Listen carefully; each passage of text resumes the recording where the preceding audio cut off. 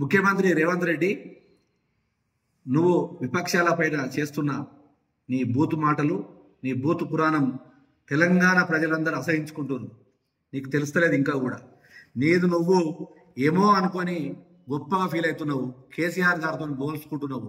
కేసీఆర్ గారికి ఒక నేపథ్యం ఉన్నది. తెలంగాణ ఉద్యమం, తెలంగాణ రాష్ట్రాన్ని సాధించిన నాయకుడు ఆయన. ఒక మహానాయకుడు, పర్వతమైనటువంటి మనిషి ఆయనే. ఆయనతో నీవు పోల్చుకుంటున్నావు. నువ్వు ఒక చిల్లరగానివి. నువ్వు రాష్ట్రంలో అసలు నువ్వు ఎందుకు ముఖ్యమంత్రి అయినావు అనేది ప్రజలకు కూడా అర్థమవుతలేదు.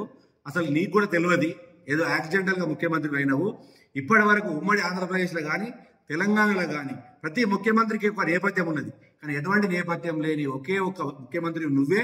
అది నీకు ఒకటే ఒక నేపథ్యం ఉంది. ఆ నేపథ్యం ఏంటిదంటే బ్లాక్మెయిలింగ్ చేసి నీ రియల్ ఎస్టేట్ వ్యాపారాన్ని విస్తరించుకుంటున్నావు తప్పితే ఈ రోజు కూడా నువ్వు సామాన్య ప్రజల గురించి ఒక్క మాట కూడా మాట్లాడతలేవు.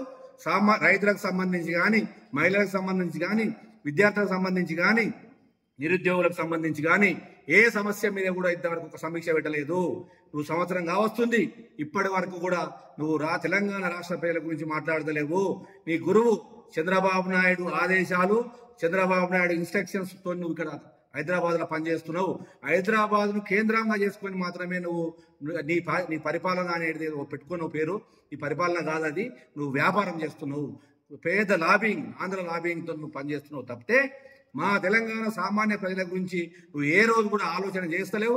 ఇప్పటి వరకు కూడా నువ్వు ముఖ్యమంత్రి అయిన 10-11 నెలల్లో ఏ రోజు కూడా మా ప్రజల గురించి, సామాన్య ప్రజల గురించి నువ్వు మాట్లాడలేదు. కానీ ఇప్పటికైనా నీకు తెలుసో తెలియక నువ్వు కాంగ్రెస్ అధిష్టానం నేను ముఖ్యమంత్రి చేసింది ఆ బుద్ధి తెచ్చుకొని సంస్కారం లేని మాటలు మాట్లాడుతున్నావు. సంస్కారం నేర్చుకొని రేపటి నుండి అయినా, ఇవాళ నుండి అయినా కానీ నువ్వు ఖచ్చితంగా సామాన్య ప్రజల గురించి సేవ చేస్తేనే నేను తెలంగాణ ప్రజలు క్షమిస్తారు. లేకపోతే రేపటి నుంచి నీ భర్తం బట్టుడే ఉంటుంది బిడ్డ రేవంత్ రెడ్డి. ఖబర్దార్.